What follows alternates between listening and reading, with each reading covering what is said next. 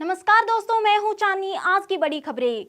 विदेशी मंत्री एस जयशंकर ने राहुल गांधी को आड़े हाथों लेते हुए बृहस्पतिवार को कहा कि कांग्रेस नेता को विदेश में भारत की आलोचना करने की आदत है, लेकिन अपने आंतरिक मामलों को दुनिया के सामने उठाना देश के हित में नहीं है।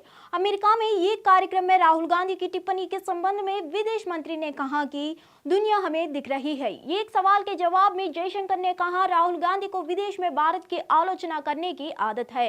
मैं नहीं समझता कि राष्ट्रीय राजनीति को देश से बाहर ले जाना राष्ट्रीय हित में होगा। कांग्रेस पार्टी के पूर्व अध्यक्ष एवं पूर्व सांसद गांधी ने हाल ही में अमेरिका में प्रधानमंत्री नरेंद्र मोदी की आलोचना की थी और विभिन्न मोर्चों पर सरकार की नीतियों को लेकर उन पर निशाना साधा था। कांग्रेस नेता राहुल गांधी ने भारतीय जनता पार्टी तथा राष्ट्रीय स्वयंसेवक संघ को भविष्य की ओर देखने में अक्षम करार दिया था और प्रधानमंत्री नरेंद्र मोदी पर निशाना साधते हुए कहा था कि वह केवल पीछे देखकर भारतीय कार चलाने की कोशिश कर रहे हैं, जिससे एक के बाद एक हद से हो गए। आम आदमी पार्टी के राज्यसभा सांसद राघव चड्ढा के सरकारी घर का विवाद गहराता जा रहा है। घर खाली करने के आदेश पर लगी अदालत की रोक को बड़ी अदालत में चुनौती दी जाएगी। राज्यसभा की आवास समिति में अध्यक्ष सी.आर. रमेश ने कहा कि राघव चड्ढा को जो घर मिला है वे उसके पत्र नहीं थे। उन्हें टाइप 5 आवास मिलना था, लेकिन टाइप 7 आवास दे दिया गया था, इसलिए उन्हें यह आवास खाली करने का नोटिस दिया गया। सी.आर. रमेश ने कहा कि अदालत ने बिना आवास समिति या राज्यसभा सचिवालय का पक्ष जाने स्टे दे दिया, इसलिए उच्च अदालत में स्टे के खिलाफ चुनौती दी जाएगी। उनके अनुसार अकेले राघव चड्ढा ही नहीं बल्कि बीजेपी के सांसद राधा मोहन दास अग्रवाल का आवास भी बदला गया। राधा मोहन दास अग्रवाल को ये भी 15 मथुरा रोड दिया गया था जो टाइप 7 था। अब उन्हें ब्रह्मपुत्र अपार्टमेंट में फ्लाइट दिया गया है जो टाइप 5 है। कनाडा में सैकड़ों भारतीय छात्र संकट में फंस गए हैं। इन छात्रों पर कनाडा से डिपोर्टेशन की तलवार लटक रही है। ऐसे में ये छात्र विरोध में सड़कों पर उतर आए हैं। इनमें ज्यादातर छात्र पंजाब से हैं।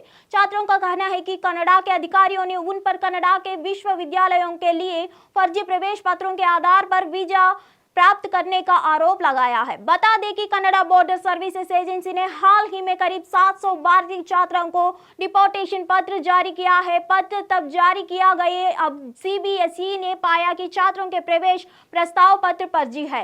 विरोध करने वाले कई छात्रों का दावा है कि वे 2018 में कनाडा पहुंचे थे, लेकिन फर्जी पत्र अब सामने आए 5 साल बाद जब उन्होंने स्थायी निवास के लिए आवेदन किए। एक प्रदर्शनकारी छात्र चमनदीप सिंह ने कहा, जब हम कनाडा पहुंचे तो हमारे एजेंट ने हमें बताया कि जिन कॉलेजों के लिए हमें प्रवेश पत्र प्राप्त हुए थे उनमें सीटें बारी हुए थे। उन्होंने हमें बताया कि विश्वविद्यालयों में ओवर बुकिंग हो रही है, इसलिए वह हमें दूसरे कॉलेज में स्थानांतरित कर सकते हैं। चूंकि हम मौका खोना नहीं चाहते थे, इसलिए सहमत हो गए। दिल्ली के उपराज्यपाल विनय कुमार सक्सेना ने गुरुवार को यानी आज गुरु गोविंद सिंह इंद्रप्रस्थ की यूनिवर्सिटी के ईस्ट दिल्ली कैंपस का उद्घाटन किया। इस मौके पर मुख्यमंत्री अरविंद केजरीवाल भी मौजूद थे। मुख्य कार्यक्रम स्थल पर पीएम नरेंद्र मोदी की फोटो लगी थी, वहीं उपराज्यपाल के साथ मुख्यमंत्री की भी छोटी फोटो लगी थी।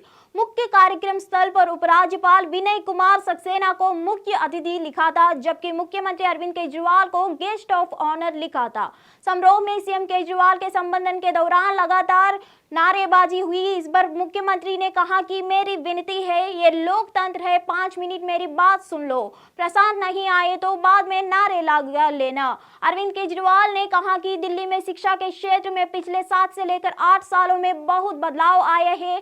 आपके पास पैसा है तो आप अपने बच्चे को प्राइवेट स्कूल में भेजते हो, नहीं तो सरकारी स्कूलों में भेजते थे जहां शिक्षा का बुरा हाल था, लेकिन अब 12वीं तक अपने बच्चों की अच्छी शिक्षा मिलेगी। वहीं दिल्ली विधानसभा अध्यक्ष रामनिवास गोयल ने आईपी यूनिवर्सिटी कैंपस उद्घाटन के दौरान बोलते हुए नाराजगी जताई। उन्होंने कहा कि मैं संवैधानिक पद पर हूं, अखबारों में मेरा नाम नहीं था, मुझे निमंत्रण दिया गया था, मैं आया और वक्ताओं की लिस्ट में मेरा नाम नहीं था, इसलिए मैं नीचे जाकर बैठ गया। मुख्यमंत्री के कहने पर मैं आकर बोल रहा हूं। दिल्ली नगर निगम में स्टैंडिंग कमेटी के 6 सदस्यों के निर्वाचन की घोषणा हो गई है। 6 सीटों के लिए हुए चुनावों में आप बीजेपी ने 3 से 3 सीट जीती है। आम आदमी पार्टी के यह 3 सदस्य स्टैंडिंग कमेटी के सदस्य चुने गए। आम आदमी पार्टी के एक उम्मीदवार को हार का सामना करना पड़ा है।